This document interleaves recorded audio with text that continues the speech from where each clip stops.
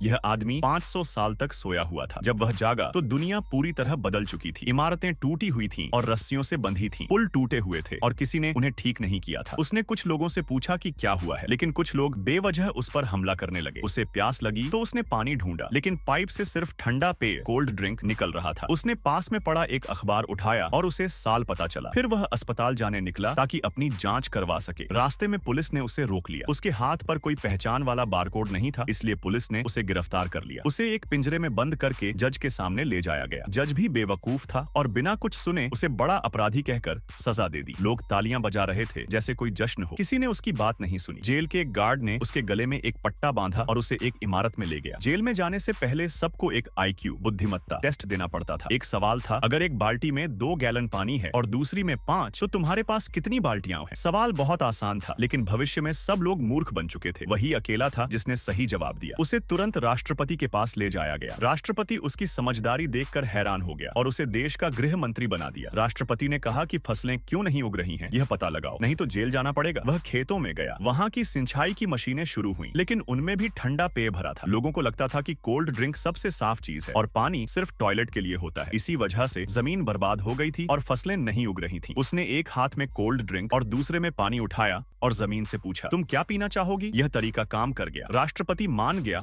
और आदेश दिया कि अब से खेतों में सिर्फ पानी डाला जाए। लेकिन 1 महीने बाद भी फसलें नहीं उगी। एक सुबह हजारों लोग उसकी घर के बाहर इकट्ठा हो गए। वे सब कोल्ड ड्रिंक कंपनियों के कर्मचारी थे। उसके कहने से लोगों ने कोल्ड ड्रिंक पीना बंद कर दिया था और बहुतों की नौकरी चली गई थी। उसे सजा देने के लिए राष्ट्रपति ने उसे एक अखाड़े एरिना में भेज दिया, जहां उसे अकेले 2 बख्तरबंद गाड़ियों से लड़ना था। तभी स्क्रीन पर दिखा कि फसलें उगनी शुरू हो गई हैं। सब हैरान रह गए। राष्ट्रपति ने उसे तुरंत माफ कर दिया और उसे नया राष्ट्रपति बना दिया।